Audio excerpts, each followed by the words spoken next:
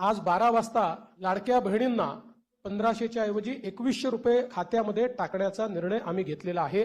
महाराष्ट्रातील लाडकी बहिणींसाठी आनंदाची बातमी. राज्याचे मुख्यमंत्री यांनी स्वतः माध्यमांशी बोलताना सांगितले आहे की आज 12 नंतर पैसे वाटपाला सुरुवात होणार आहे. त्यामुळे सर्व महिलांमध्ये आनंदाचे वातावरण निर्माण होणार आहे.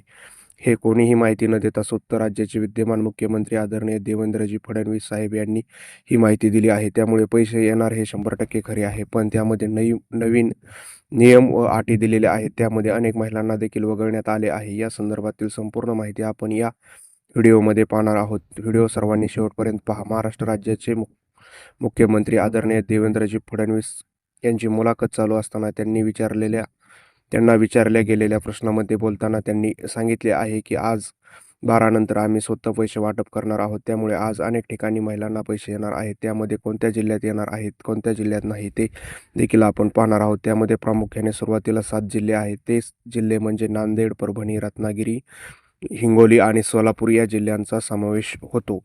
यानंतर सुद्धा टप्प्याटप्प्याने पैसे महिलांच्या खात्यामध्ये उर्वरित जिल्ह्यामध्ये येणार आहेत. ते सुद्धा अपडेट आपण आपल्या चॅनलवरती देणार आहोत. त्यामध्ये आपला कुठला जिल्हा आहे आणि आपण कोणत्या जिल्ह्यातून राहता, आपल्याला आत्तापर्यंत पैसे आले का नाही हे देखील आपण कमेंटमध्ये सांगायचे आहे. त्याचबरोबर आपण नियम व अटी हे देखील पाहणार आहोत. तर चला, लाडकी बहीण योजना 1500च्या ऐवजी 2100 रुपये मिळत असताना महिलांमध्ये नियम व अटी याचा पण सरकारने समावेश केला आहे. यामध्ये सर्वात प्रथम जी अट आहे हे महिला सर्वसाधारण प्रवर्गातील असणे आवश्यक आहे. बघा, महिला ह्या भटक्या व विमुक्त जाती जमातीतील असतील तर त्यांना प्राधान्य जास्त राहील. जसे की ज्या महिला त्यांचे संसार उघड्यावरती असतो, जसे की धनगर समाजामध्ये असणारे मेंढक, बाळमाता भगिनी आणि जे की त्यांचा संपूर्ण संसार हा ह्या गावाहून त्या गावावरती असतो, म्हणजेच भटकंती करून हा समाज आपले उदरनिर्वाह करत असतो. त्यामुळे अशा समाजातील महिलांना लाडकी बहीण योजनेमध्ये सर्वात जास्त प्राधान्य आहे आणि त्यांचे पैसे बंद होणार नाहीत. त्यांना सर्वात अगोदर पैसे वाटप करण्यात येणार आहे, कारण ही योजनाच अशा गरीब आणि भटकंती करणाऱ्या किंवा मोलमजुरी करणाऱ्या महिलांसाठी सरकारने चालू केलेली आहे. त्यामुळे अशा महिलांसाठी कोणताही नियम नाही.